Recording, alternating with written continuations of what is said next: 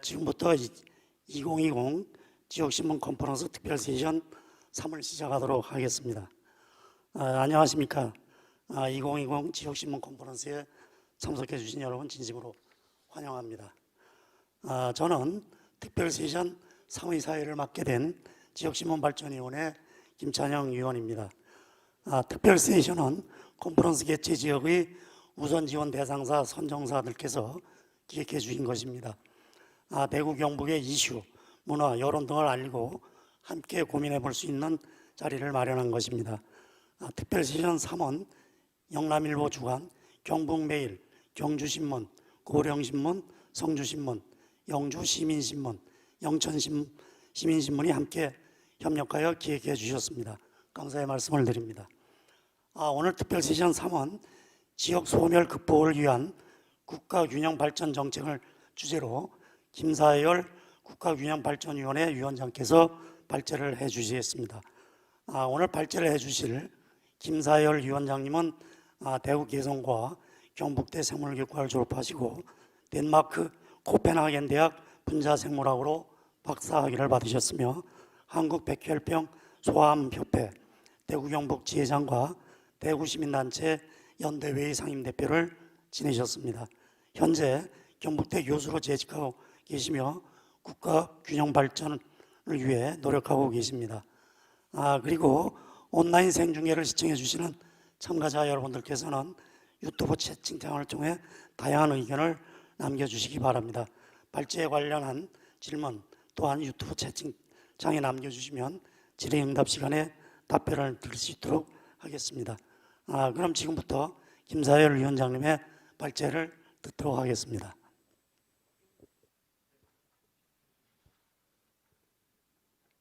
예, 지역신문 컨퍼런스에서 저를 강사로 초청해 주셔서 감사합니다.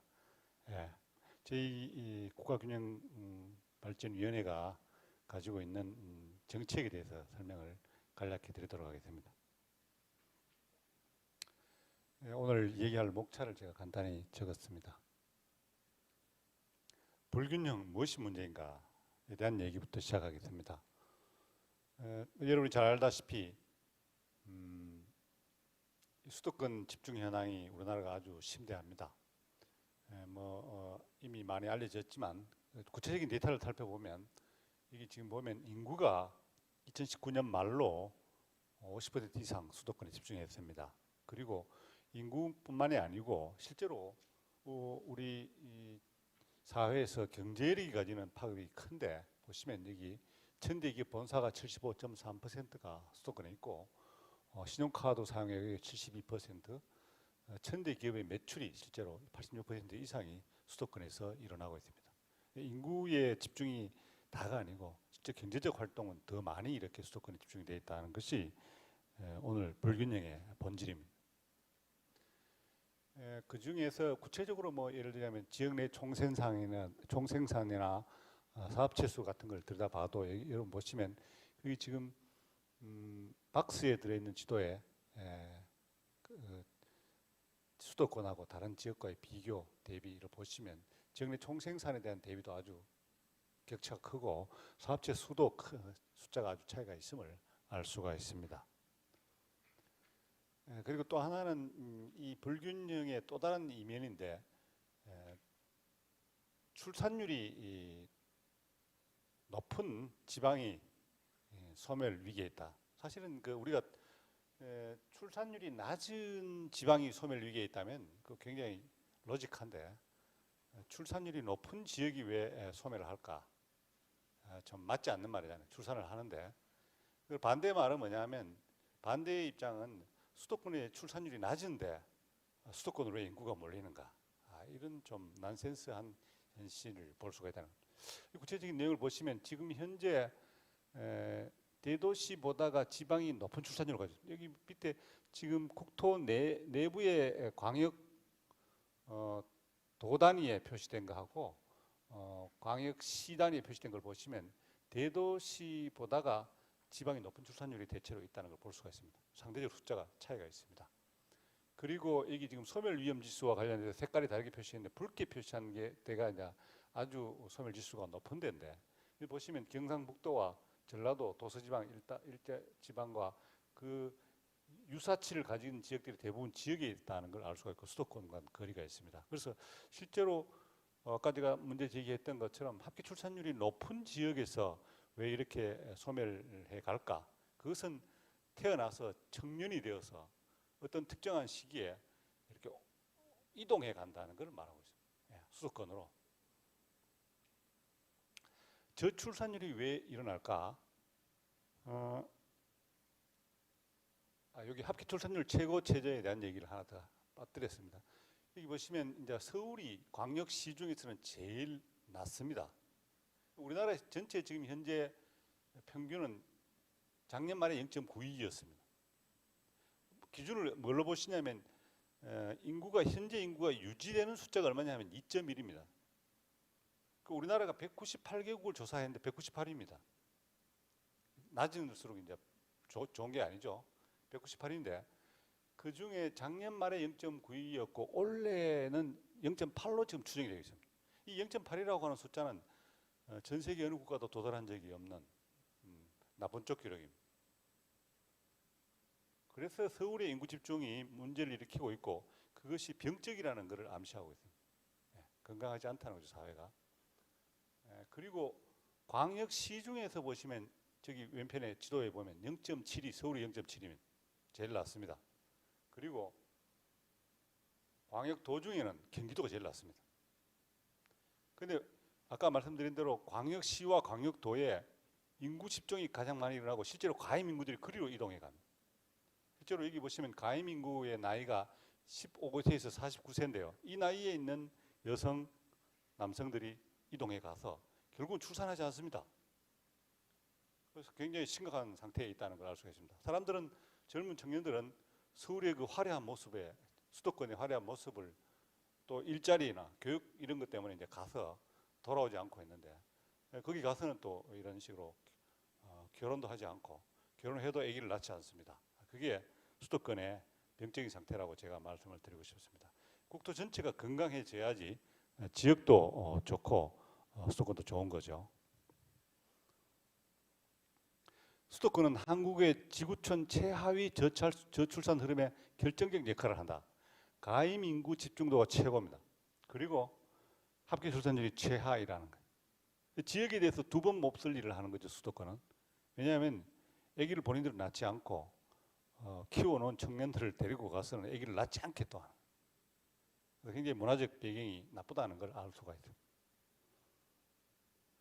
저출산율이 왜 일어나는 것에 대해서는 여러 가지 분석이 있고 입장에 따라서 어떤 위치에 따라서 다양한 분석을 할 수가 있는데요. 예를 들면 일반적으로 과도한 경쟁이 우리 사회에 있다.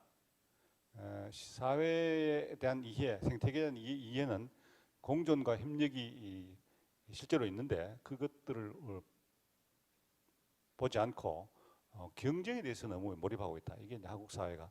여러분 드라마도 그렇고 TV에 이렇게 이런 예능이나 이런 프로를 봐도 그냥 즐기는 게 아니고 이렇게 게임을 해가지고 순위를 가리는 걸 좋아하는. 경쟁을 너무 노는데도 경쟁하려고 그러고. 이 매사가 막 우리 사회에 경쟁 만연해. 그 공평하다가 실제 공평하지 않습니다. 그 다 방송에도 짜고 하는 거 아니겠습니까만은 어쨌든 부동산 값이 폭등해. 수도권의 인구가 초밀집해 있기 때문에 땅이 좁은 데서 많은 인구가 있으니까 부동산 값이 올라가고 최근에 그런 여러 가지 문제들의 이유가 다양하게 있지만 부동산 값에 대해서 일단 인구가 가장 많고 그래서 그 주거 공간이 부족한 거죠. 그리고 뭐 다른 부수적인 문제가 있지만 인구가 밀집하지 않으면 일어나지 않을 현상들입니다. 그리고 미온적인 출산 장려 정책. 우리나라도 그 전보다는 출산 장려 정책을 펴고 많은 지원을 해주고 있습니다. 그러나 실제로 이런 것들을 먼저 길을 갔던 프랑스가 만들어서 시행했던 그런 여러 가지 룰에 비해서는 아주 비할 바가 아닙니다. 프랑스는 결국은 낳은 아이를 국가의 인재로 생각하고 어릴 때부터 청년이 될 때까지 모든 돈을 국가가 되는 거예요. 대학에 프랑스 파리 대학하고 프랑스 대학의 학비가 대학에 무료가 된 거는 인구 정책 때문에 그렇게 했습니다. 우리나라 아직까지 그런 생각을 하지 않습니다. 학비는 뭐 개인이 가정이 내야 된다 생각하고 청년에 대해서 그런 생각을 하지 않습니다. 뭐 그 외에도 제가 나열을 하려면 끝이 없습니다. 그래서 우리도 전보다 나아졌지만 미온적인 출산 장려 정책 이것도 적극적으로 해야 된다라고 생각합니다. 수도권 인구 집중도의 그 외국은 어떠한가? 유럽에서는 영국과 이제 프랑스가 아주 높은데요. 10%가 넘으면 보통 유럽에서 나라마다 아주 큰일이 났다고 생각하고 여러 가지 선도적 정책들을 펴는데 프랑스가 18%, 런던이 36%, 다른 동양권에서는 일본이 높은데요. 일본 동경권에 34%가 다. 프랑스하고 독일은 프랑스하고 일본은 국가 기관을 만들어 가지고 이 관련 기관을 적극적으로 제어를 해서 지금 2%를 유지합니다. 우리는 46% 인구가 수도권을 차지했을 때 참여정부 때 국가균형 발전이라는 화두를 처음 꺼내 가지고 시작을 했는데 뭐 혁신도시를 만들고 공공기관을 이전하면서 그리고 세종시를 이렇게 옮기고 하면서 수도권에서 인구를 이렇게 분산시켜서 한 8년간 이렇게 제재하는 효과가 있다가 다시 작년 말에 50%를 넘어갔습니다. 8년간 효과가 있고 또 다른 정부들이 거기에 관심이 없어가지고 그것이 그냥 그렇게 인구 계속 급증하게 된 거죠, 사실은. 수도권을 집중하게 된 거죠. 국가균형 발전 정책의 일관성도 좀 후퇴하고 있지 않나. 이 정부 내에서도 모든 국가의 정책을 국가 전체 단위로 하고 그런 것들을 추구하다 보니까 결과적으로 지역이 불리해지는 것들도 이렇게 고려해야 되는데 그렇지 않은 것들이 있어서 제가 이게 예를 들자면 여기 지금 SK 하이닉스가 용인에 입지를 마련한 것이라든가 아니면 광역교통망 GTX를 허가한 거, 3기 신도시를 추진하는 이런 문제가 상당히 많은 인구들이 수도권에 결과적으로 집중하게 되기 때문에 실제로 이 하나하나의 얘기들은 들여다보면 수도권에 있는 사람들도 예를 들면 편의성을 제공받아야 되고 그 사람들에게도 주택 문제가 해결이 돼야 되기 때문에 그 문제를 접근했지만 결과적으로 이제 지역에서 사람이 오게 되는 이런 문제로 갈 거라고 보기 때문에 우리는 우려스럽게 이 정책을 이렇게 지적했습니다. 수도권 지대 상승은 어떠한가? 부동산 값에 대한 많은 관심이 쏠려지고 그 원인들이 뭐냐에 대해서 여러 가지 다각도로 분석이 되어 있는데 제가 우리 위원회에 식구들 교육을 위해서 우리 경북대학교 명예교수님 김윤상 교수님을 모시고 특강을 들은 적이 있는데 김윤상 교수님이 올 평생 이 토지 공개념으로 싸워오신 분인데 그 개념을 정리해서 보여주셨어요. 제가 이거 짧게 썼는데 1964년부터 2013년까지 거의 한 50년간 1인당 국민소득이 우리나라가 150배 증가했어요. 64년 당대에 비해서 2000년대 지나서 2013년이 됐을 때 150배 증가했고 동기간에 지대 상승이 3000배 상승했어요. 그러면 국민소득 증가분보다가 지대 상승분이 한 20배 높다는 걸 볼 수가 있어요. 그 땅값이 그만큼 우리나라에 높이 책정이 되고 빨리 상승한다는 걸 볼 수가 있습니다. 그리고 실제로 이제 이 같은 기간에 수도권과 비수도권의 지대를 비교해 봤는데 1대2라는 거예요. 200%가 수도권이 높은데 이 말은 뭐냐면 수도권에서 뭔가를 일을 하고 난 뒤에 땅을 차지하고 나면 곱하기 2를 무조건 받는다는 거예요. 그래서 지역에서 기업이 크고 지역에서 기업이 괜찮은 구조를 갖추게 되면 수도권으로 본부를 다시 옮기는데 옮기게 되는 이유는 곱하기 2라는 걸 이미 이 사람들이 알고 있습니다. 그래서 서민들은 잘 모르고 일반인들은 잘 모르는 일이에요. 그런데 원래 기업 하시는 분들은 계산이 빠르잖아요. 그럼 무조건 수도권에 가면 유리하다는 걸 알고 있고 그렇게 하는데 아마 앞으로 이거를 보고 우리가 거꾸로 정책을 펴는 날을 가져야지 이 문제를 해결하지 않겠나 생각하고 있습니다. 코로나 확산 시대의 국가 균형 발전이 어떠할지 한번 들여다봤습니다. 짧은 기간의 관찰인데요. 여기 보시면 지역 경제 상황, 애프터 코로나 원라인 시대에 지역 경제 상황이 어떠냐? 수도권에 비해서 보시면 여기 지금 광공업 생산이라든가 서비스업 증가 이런 것들이 보시면 아주 지역에 따라서 다 그렇지는 않는데 이렇게 퇴락하는 걸 볼 수가 있습니다. 실제로 여기 예를 들자면 강원 제주권은 거의 관광 서비스업으로 먹고 사는데 최근에 좀 회복은 됐지만 요거는 이제 봄에 코로나 바이러스가 확산을 처음 시작했을 때 그때 몇 달 동안을 관찰한 결과인데 상당히 어려움이 있다는 걸 상적으로 볼 수가 있습니다. 그리고 여기 지금 수출에 대해서도 이제 보시면 동남권, 호남권이 수도권에 비해서 낮다는 걸 볼 수가 있습니다. 수도권도 물론 이제 어려움을 가졌지만 그러나 어려움의 폭이 더 크다. 그런 것들을 읽을 수가 있습니다. 그리고 여기 지금 구체적으로 취업자 추이 왼편에 그리고 오른편에 실업자 추이를 보시면 지역이 이 두 분야에서 다 공이 불리하다는 걸 볼 수가 있습니다. 수도권이 그래도 좀 낫다는 상대적인 수치입니다. 그렇게 해서 이제 이 애프터 코로나 시대에 대한 국가 단위의 대응, 단기적 대응, 중기적 대응, 장기적 대응 이런 것들을 우리가 살펴보고 있고 지금 현재 장기적 정책 대응을 지역 뉴딜로 풀어가는 이 정부의 입장들을 볼 수가 있습니다. 인구 유출에 대해서 아까 우리가 인구에 대한 인구학적인 얘기를 했는데 이 지역은 다르다 하더라도 충청권, 대경권, 동남권, 호남권 이 네 개의 권역에 이 어려운 시기에 그 코로나 바이러스가 감염이 되고 확산이 되는 이 시기에도 수도권 인구가 집중이 되고 있는 걸 알 수가 있습니다. 그래서 상당히 이걸 우리가 그대로 방치하면 아마 이 코로나 바이러스가 끝나고 난 뒤에 상당히 그 격차를 해소하기 위해서 어려움을 가지게 될 거라고 예상해서 지금 그런 지역 균형 뉴딜을 시작하게 된 겁니다.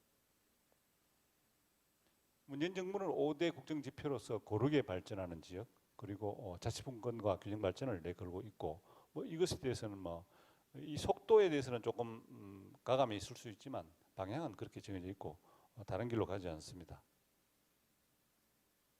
분권과 관련해서는 지역 주도로 모든 정책을 하도록 그 전에 정책들은 대부분 이 중앙에서 만들어서 지역에 배포는 나누어 주는 식으로 했는데 그렇지 않고 지역에서 안을 내면 그 지역 안을 존중하고 지역 안을 가지고 거기에 대해서 이제 필요하면 또 컨설팅을 해서 도와줘서 완성을 시켜서 일을 하도록 하는 그런 식의 방식을 취합니다. 그 분권이라고 하는 것을 실제로 프로젝트에도 그렇게 자립 역량을 축적되도록 합니다.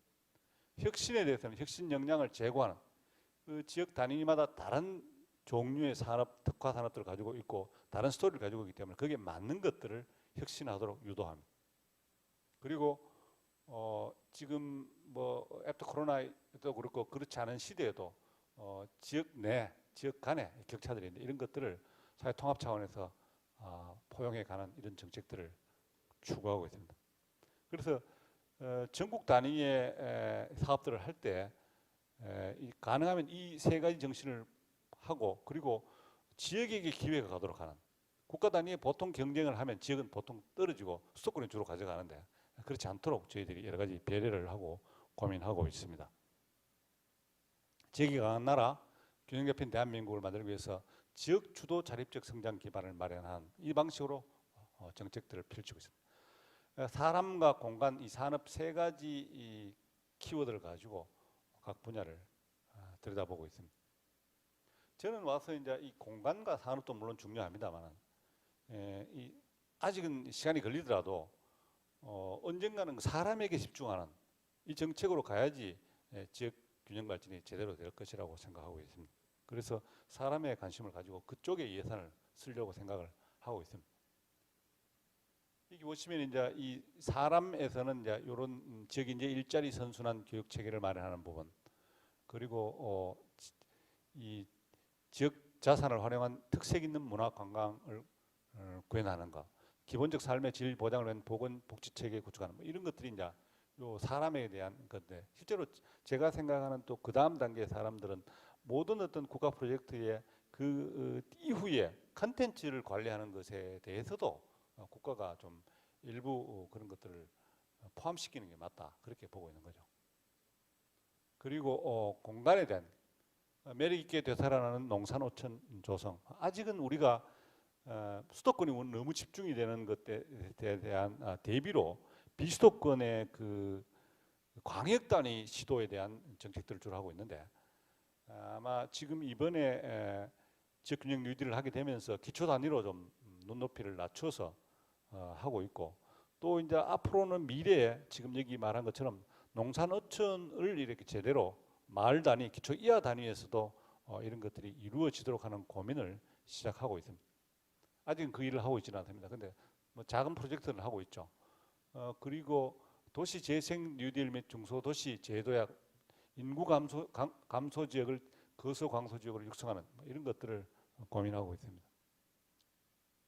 그리고 산업에 대해서는 뭐 여러분이 알다시피 이제 공공기관들 1차 이전해 놓은 기관들이 2019년에 완료가 됐는데 이 이전이 된 데에 대해서 이제 그 현장을 우리가 분석해 보니까 여러 가지 불만이 많아요. 그래서 그 불만들을 해소해 주는 쪽에 관심을 가지고 그 연장선 상에 아마 2차 공공기관 이전을 하지 않겠나 이렇게 생각하고 있습니다.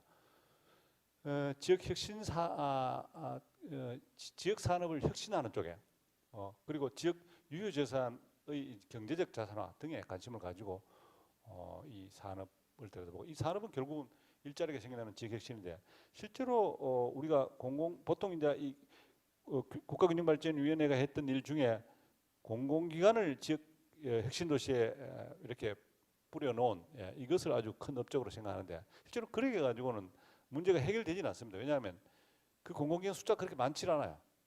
그래서 그 공공기관보다가 더 많은 숫자의 기업들이 정착하게 해야 되는데 기업은 민간이니까 강제로 할 수가 없어요.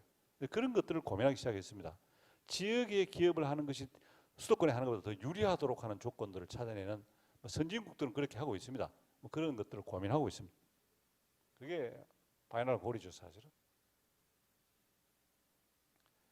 국가균형발전 비전과 전략을 발표를 했습니다. 3대 전략 9대 핵심 과제가 마련이 되었죠. 그리고 우리 원래 2004년에 국가균형발전위원회가 만들어졌다가 두 개 정부 때는 이름을 바꿔가지고 이쪽 분야를 좀 활동을 좀 소홀히 했던 적이 있습니다. 그리고 이 정부에 와서 다시 이름을 국가균형발전위원회로 대통령 직속으로 돌리고 그 사업들을 시작하게 됐습니다. 여기 보시면 이제 균형발전 컨트롤 타워로서 우리 위원회를 설정을 하고 여러 가지 회계도 균등 회계 예산 편성을 독자적으로 할 수 있도록 했습니다. 그렇게 해서 지역 혁신 협의회를 만들어서 지자체를 상대로 하지만 그 지자체가 추천한 그 시민사회에 혹은 그런 산업계의 여러 전문가들을 혁신 협의체를 만들어서 그 사람들과 협의하도록 하는 것들을 지역에 권유했고 지금 현재 광역 단위의 시도에 다 있습니다. 한 25명 정도 내외로 있는데 이제 이게 결국 우리가 아까 기초 단위로까지 지역균형 뉴딜을 하게 되면 이제 그런 일들을 하게 되는데 그 단위에도 결국은 이 지역혁신협의체가 시군구에도 필요하다 것들을 알고 이런 것들을 앞으로 구성하려고 생각하고 있습니다. 그리고 그렇게 해서 지역혁신 가바넌스를 구축해서 하는데 첫 우리가 임기가 최근에 끝났는데 이 사람들이 이제 단체 장에 따라서 다른데요. 어떤 지방 정부 리더는 이걸 활용해서 굉장히 좋은 어떤 아이디어들을 그 사람들로부터 얻는 경우가 있고 그냥 뭐 선거할 때 자기 측근들 해가지고 배치시켜가지고 회의도 잘 안 하고 활용을 안 하는 이런 게 있는데 사실은 이 모든 일의 그 경쟁이나 일의 어떤 아이디어들은 많은 그 싱크탱크를 모아서 그 사람들의 아이디어를 받아야 되는 거예요. 몇 사람이 모여가 될 일은 아니라고. 실제로 뭐 제가 중앙에 있으면서 이렇게 보면 지방 정부 지금 광역 시도 중에서 앞서가는 아이디어, 뛰어난 아이디어, 뭐 언론에 많이 노출되는 이런 광역 시도의 그 리더들은 실제 옆에 싱크탱크가 굉장히 큽니다. 그 개인의 그 역량이 아니고 그 싱크탱크를 이용하려고 하는 그 정신이 중요한 거죠. 사람 능력은 뭐 그 개인적으로 큰 차이가 없는데 그런 면에서 저는 지역혁신협의체도 상당히 중요한 역할을 할 수 있는 거기 때문에 이번에 2기가 되면서 보니까 반 정도 인원을 바꾸면서 진짜 필요한 사람들을 바꾸는 지역들이 있는 걸 보고 이제 좀 달라져 가겠구나 이런 생각을 기대감을 가지고 있습니다. 그리고 제4차 국가균형발전 5개년 계획을 수립해서 2018년부터 22년까지 여러 가지 9개 핵심 사업을 추진해 오고 있습니다. 이게 이 상당히 구체적인 사업들은 제가 설명하지는 않겠고요. 그리고 지자체 주도의 지역 발전 투자 협약을 추진합니다. 중앙이 원하는 것과 지역이 원하는 것을 잘 맞춰서 거기에 계약을 해가지고 지역 주도를 하도록 그렇게 실제로 일을 합니다. 이거는 이제 프랑스 방식인데 우리가 한국에서 그런 지금 여기 있는 지역 발전 투자 협약이라는 방식으로 일들을 추진하고 있습니다. 그리고 핵심 도시의 지역 성장 거점화. 아까 이제 제가 잠깐 핵심 도시 얘기를 했는데 10개의 핵심 도시를 전국에 이렇게 뿌려 두었는데 이게 이제 어느 정도 큰 흐름에서의 긍정 효과는 있어요. 인구를 분산하고 뭐 여러 가지 효과가 있는데 그런데 그것들을 했을 때 여러 가지 목표가 있는데 그 중에서 지역의 성장 동력이 되도록 했으면 좋겠다라고 했던데 그런 것들에 대해서 달성한 데는 많지 않아요. 실제로 뭐 이제 그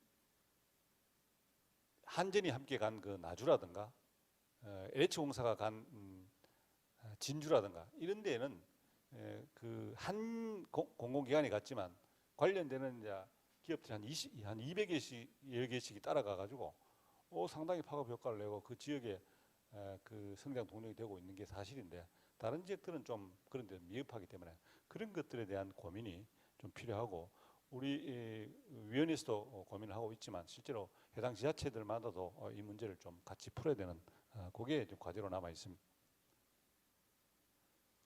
그 중에 이 혁신도시의 그 공공기관을 보낸 것은 그 공공기관의 직원이 지역 출신이 됐으면 좋겠다. 그게 이제 지역 인재 채용 의무제라는 것을 도입을 했습니다. 이게 이제 이게 이제 이 정부에 와서 만든 건데 그렇게 해서 18%에서 시작해가지고 매년 3%씩 올려가지고 지금 현재 23% 정도까지 올라와 있어요. 26% 거의 평균 되고 있는데 이 정부 끝날 때 30%까지 올라갑니다. 그러면 30%를 뽑는 거죠. 근데 저희들이 최근에 제가 위원장을 가고 난 뒤에 뭐 제가 지역 대학의 입장을 아니까 그 정도가 좀 미흡하다. 왜냐하면 인구가 이미 반반이 됐는데 수도권하고 공무원도 이런 공공기관의 지원을 뽑을 때도 반반 뽑는 게 맞지 않냐? 그러면 그 해당 광역 단위에 그 지역 대학을 나온 사람들에게 30%를 주고 비수도권의 다른 지역의 출신의 대학 출신자들에게도 20%를 주는 게 맞지 않냐? 그렇게 해서 전체 50%를 주고 수도권 사람들은 50%를 받거나 말거나 뭐 그렇게 그 정도 조절을 해야지 지역 대학 학생 졸업생들에게 혜택이 되지 않겠나. 그리고 그 사람들이 또 서울 사람들은 와서 수도권 사람들은 이게 대구에도 예를 들면 첨단의료 복합단지 같은 걸 만들어가 많은 사람들이 우수한 사람들이 오고 이런저런 사람들이 수도권에서 왔는데 상당수 사실은 서울로 가버렸죠. 나중에 새로 다시 뽑았는데 그 굉장히 기간이 그런 어려움이 있습니다. 같은 자리에서 계속 일을 오랫동안 해줘야지 그 일이 성과가 나는데 이따가 몇 년 있다 옮겨버리면 다시 새로 시작하는 거예요. 그래서 지역에 대해서 50%를 배려하는 것이 단순한 그 지역 대학생을 위한 게 아니고 그 기간을 위해서도 이게 필요한 거예요, 사실은. 그렇게 해서 서로 이런 것에 대해서 우리가 합의하고 그런 것들을 지금 구체적인 것들이 되도록 지금 추진하려고 합니다. 주요 추진 과제가 많이 있는데요. 그 중에 몇 가지 소개하겠습니다. 지역 균형 뉴딜. 뭐 최근에 이제 대통령이 지난달 13일 날 청와대에서 그런 K 뉴딜의 핵심에 지역 균형 뉴딜을 추구한다라고 말씀하시고 그 예산들을 쓰도록 이렇게 얘기를 해서 지금 여러 준비를 하고 사업들을 받고 있습니다. 뭐 개념이나 유형들, 뭐 지원 체계 같은 것들은 상세히 설명하지 않겠습니다. 지역 균형 뉴딜 추진 과제 그 중에서 이제 예를 들면 초광역 협력 사업 같은 것도 있습니다. 이건 우리가 한 1년 정도 전부터 보통 기존의 국가 사업들은 광역 단위 내의 사업들로 부처 내의 사업 이렇게 해왔는데 초광역 사업들이 있습니다. 초광역 사업들을 이렇게 제안하는 내용들로 우리가 이제 적절한 기관에 대해서 받고 그것들을 고민해 오고 있습니다.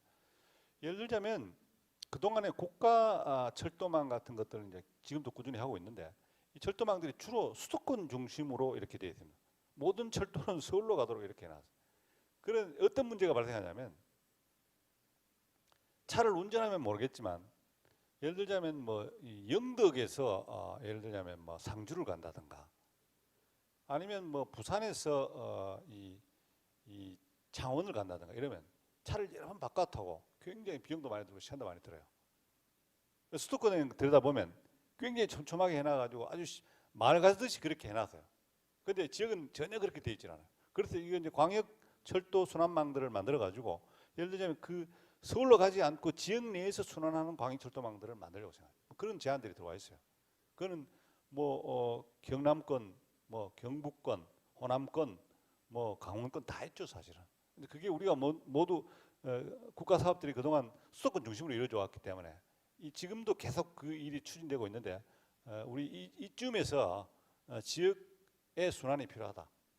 그래서 이제 경남에 있는 사람들은 경남에 있는 사람들은 예를 들자면 서울까지 가지 않더라도 부산에 가서 또 경북권에 있는 사람들은 서울에 가지 않고 대구에 와서 여러 가지 일들을 볼 수 있는 그런 체계를 만들려고 하죠. 그게 이제 초강력 사업들인데요.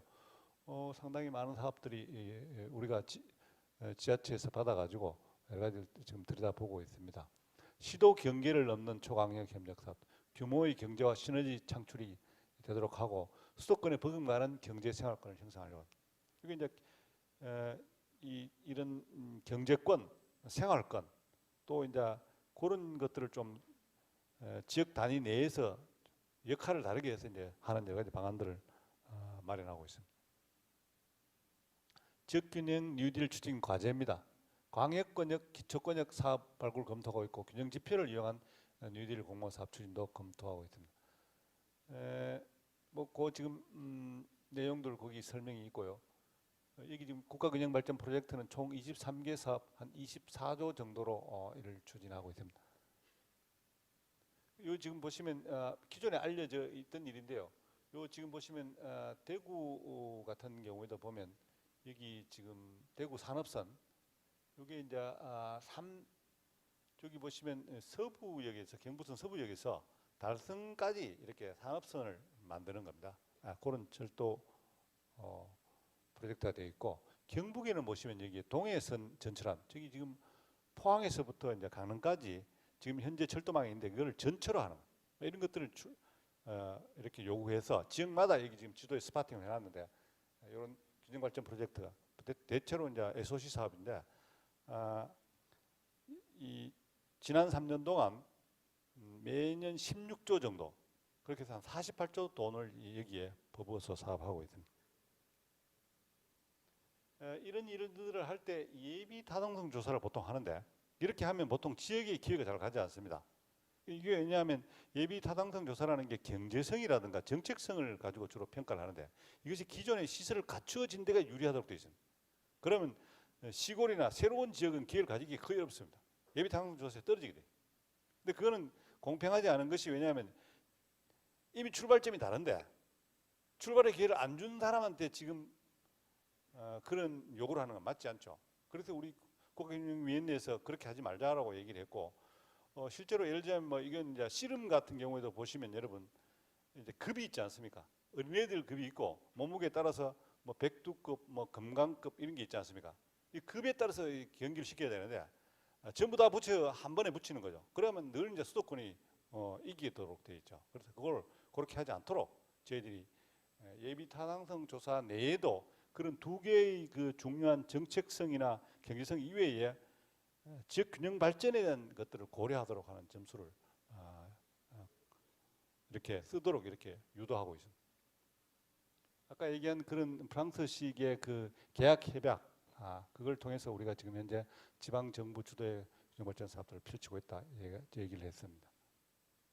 이게 이제 프랑스 계약의 이제 사례들인데요.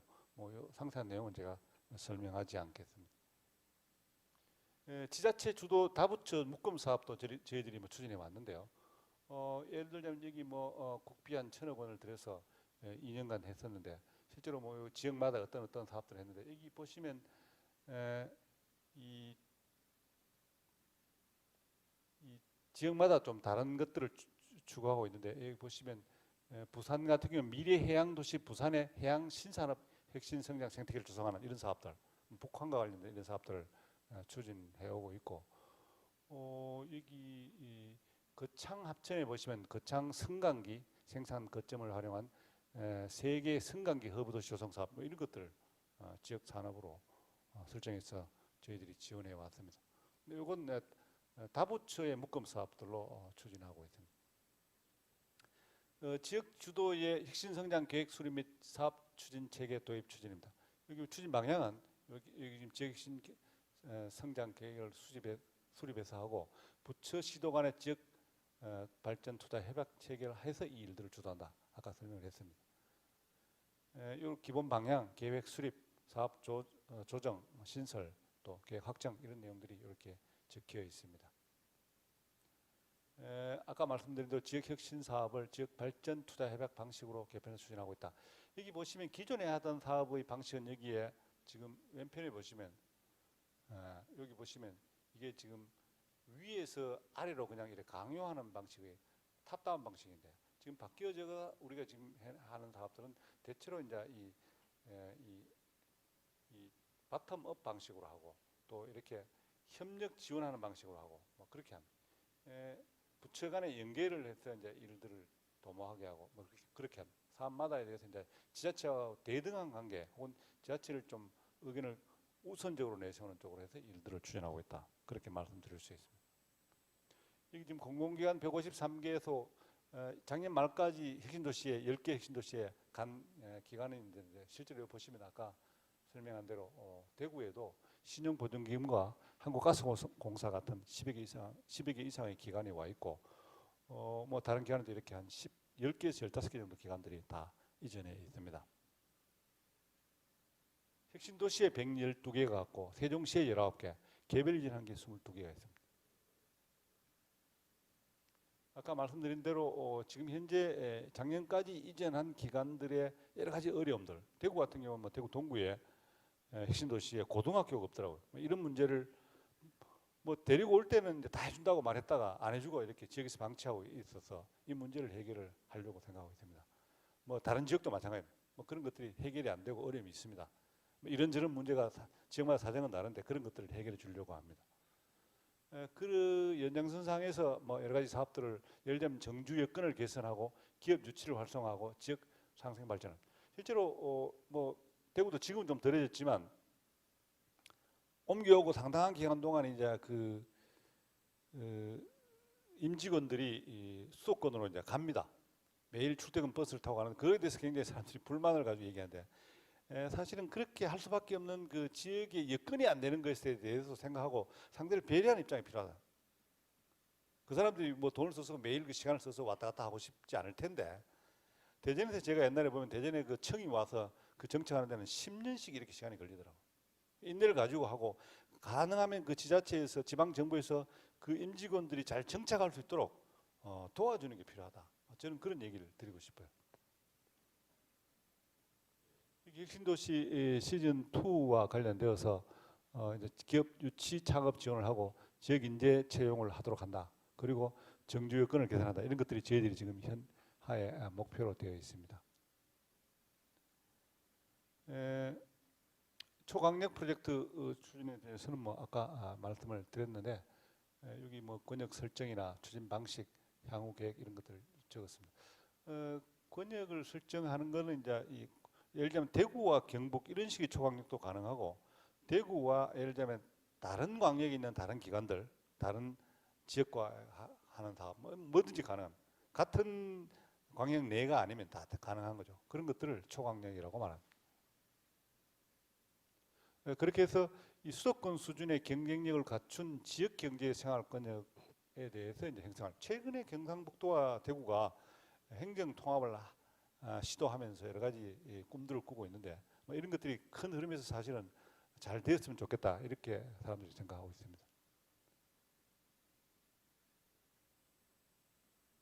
이게 지금 초강력 프로젝트의 추진 방안들에 대해서 뭐 가버넌스를 어떻게 하는지 과거의 정책과의 차별점이 어떤지 이런 것들을 여기 적어두었습니다.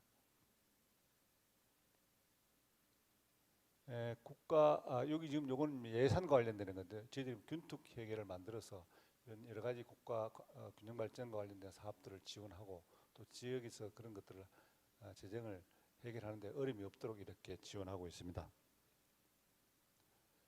그리고 아까 얘기한 대로 우리가 이제 이 어떤 예비 타당성 조사를 할 때 정책성, 경제성 이런 것들뿐만이 아니고 지방 그 지역의 균형 발전에 대한 지표들을 고려하도록 이렇게 하는데 저희들이 그 지표를 만들었습니다.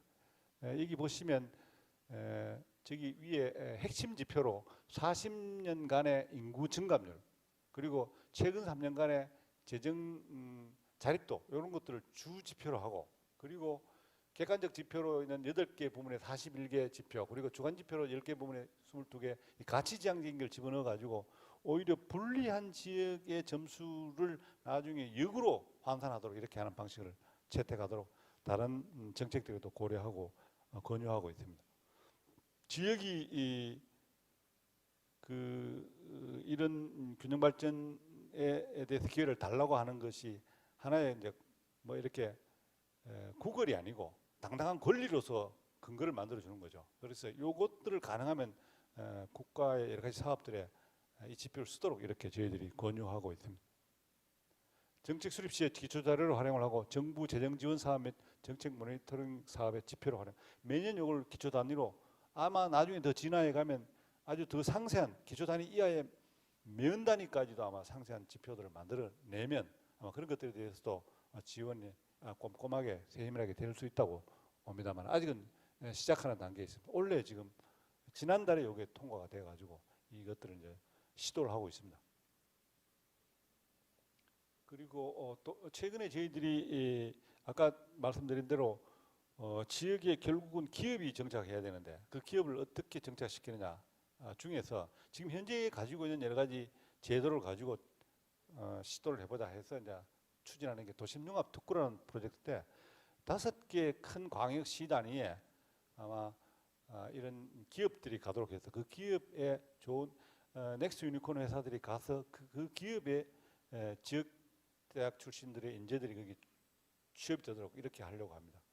요 뭐 여러 가지 사업들을 지금 여러 가지 이 기업에게 유리한 조건들을 만들어서 지금 지원하려고 생각하고 있고 대구 경북에서 시장님이 청와대에서 와서 얘기할 때 도청 우적지를 아마 이 지금 도심융합 특구로 조성하는 걸 검토한다고 이렇게 발표를 한 적이 있어서 제가 관심 있게 들었습니다. 이게 지금 이게 방식이 그 도심융합 특구를 만드는 방식인데요. 이 경기도에 보시면 경부선 타고 오다 보면 판교라는 데가 있습니다. 큰 빌딩들이 많이 있는데 거기가 사실 공단인데요. 우리가 옛날 생각하는 그런 공단이 공업지대가 아니고 유리로 된 큰 건물에 이런 건물 속에서도 이제 그런 산업에 맞는 기업들이 들어올 수가 있다는 거죠.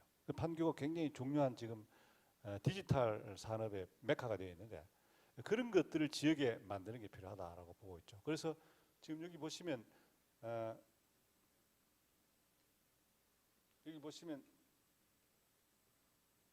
여기 지금 기업 활동 공간하고 뭐 대학 연구 시설 같은 것도 올 수 있게 하고 그 주변에 문화 시설도 오고 상업 시설이나 이 청년들이 주로 취업이 될 텐데 되면 그 청년들이 즐길 수 있는 문화 공간들을 거기에 만들어주는. 그래서 대구는 거기에 조금 이제 주택 공간 같은 것도 여기 같이 만들어 아파트 같은 거 이제 장기 저리로 임대 주택 같은 걸 지어가지고 청년들에게 공급하려고. 기업들이 이제 기업에만 골몰하게 만들고 다른 것들은 이제 다 이제 국가에서 해주는 걸로 생각을 하고 추진하고 있습니다. 대구는 보니까 이제 도청 후적지하고 삼성 캠퍼스하고 경북대학을 트라이앵글로 해가지고 대구시에서 아마 그런 계획들을 야심차게 추진하는 것 같습니다. 산학관연으로 이렇게 해서 이제 엮어서 이렇게 본부처 기업 지원들을 여기 좀 써놨는데 실제로는 구체적인 내용들을 지금 찾고 있습니다. 상당히 많은 지원을 했는데 저는 장기적으로 개인 보기에는 이거는 이제 아주 장기는 아닌데 진짜 먼 장기로는 기업에게 이 선진국에 사는 제도들 중에는 보면 수도권에서 멀리 가면 갈수록 예를 들자면 법인세를 이렇게 낮춰주는 방식. 이런 혜택들은 우리는 보통 보면 10년 뭐 20년 이렇게 기간을 정해 혜택을 주는데 그런 게 아니고 평생 주는 거죠 사실은. 그렇게 해서 지역에 기업이 정착하도록 하는 걸 선진국들의 모델들을 저희들이 연구하고 있습니다. 생활 SOC 복합화 사업. 이런 사업들이 기존에는 보통 부처별로 따로 되어 있습니다. 예를 들면 교육부에서는 거기에 뭐 유치원 같은 거 어떤 지역에 그리고 뭐 학교 그리고 뭐 이런 돌봄 시설 같은 이런 것들 복지 관련해요. 보건 의료적인 다 이제 다른 부처에서 하는 거예요. 각각 지어가지고 읍단위 같은 데 가면 다 따로 있다. 근데 실제로 이제 이게 이제 생활의 현장에는 이게 같이 있어야 되는. 그래서 우리가 지금 보면 여기 균형위에서 하는 일들은 이 5개 지역이 만약에 지자체가 뭐 문체부나 복지부나 여가부, 국토부, 중기부, 이 농림부 이 다 다른 사업들 각각 따로 하는데 이거를 찍어가지고 같이 하는 그런 다부처 사업들을 엮어가지고 복합화 사업을 하면 10% 예산을 더 주고 같이 하도록. 그렇게 하면 이제 건물 짓고 난 뒤에 실제로 관리가 아주 쉽습니다. 근데 기존의 이제 방식들은 부처 중심으로 일을 하기 때문에 각각 지어놓고는 내몰라라고 던져놓고 가버립니다. 사실 그래서 어려움이 있어가지고 저희들이 좀 현실화해서 이런 복합화 사업을 많이 하고 이게 인기가 있습니다. 상당히 높고 대구에도 아마 경북에도 여러 지역에 이 복합화 사업이 이렇게 되어가지고 추진되고 있는 걸로 알고 있습니다. 보시면 이제 기존의 그 방식과 다르게 그냥 가까이 있는 게 아니고 수직으로 있거나 수평으로 있거나 중복해서 이렇게 있어가지고 일들을 풀어가는 방식으로 사업을 전개합니다.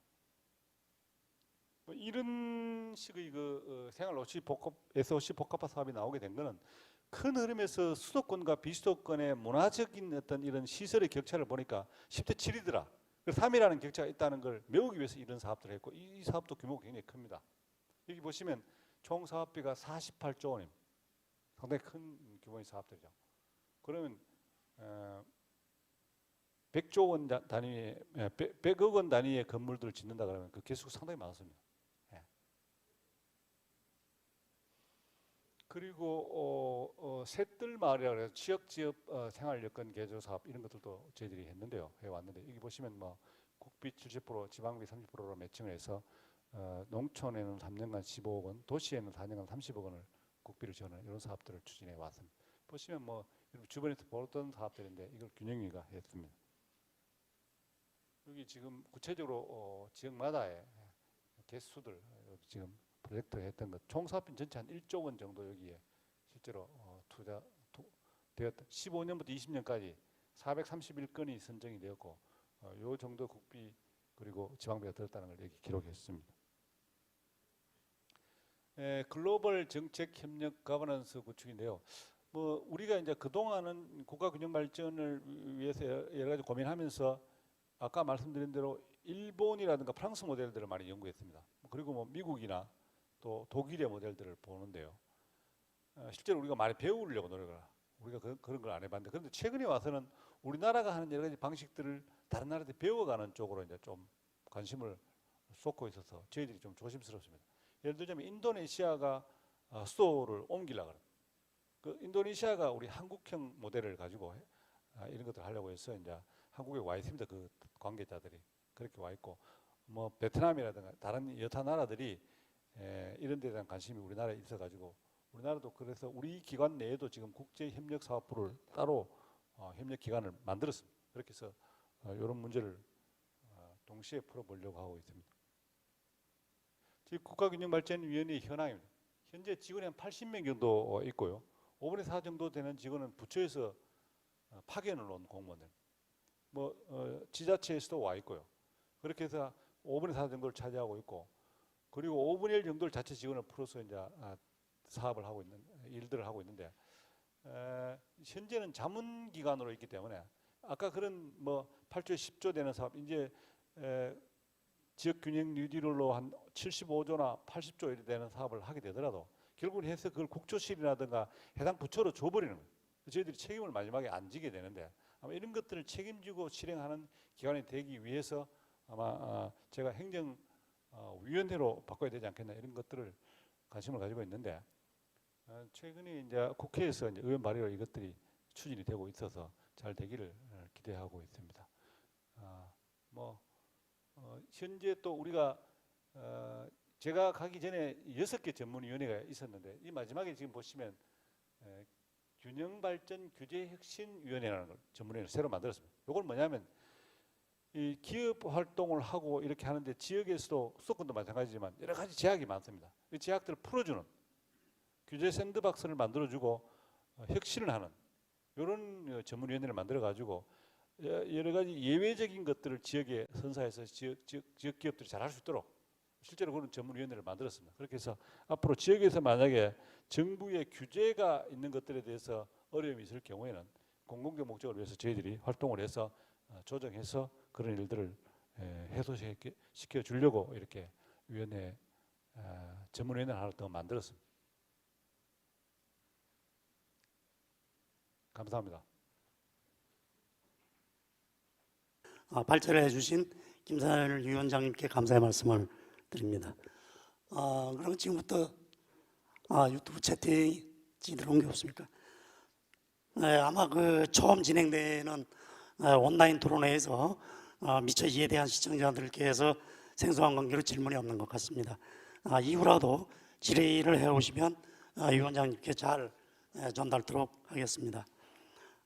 본 컨퍼런스를 위해 수고해 주신 김사일 국가균형발전위원회 위원장님과 프로그램 계획에 써주신 신문사 관계자 여러분, 그리고 온라인 생중계를 통해 참여해 주신 시청자 여러분들께 다시 한번 감사의 인사를 드립니다. 이상으로 2020 지역신문 컨퍼런스 특별 세션 3을 모두 마치겠습니다. 지금까지 지역신문 발전위원회 김찬영 위원이었습니다. 대단히 감사합니다.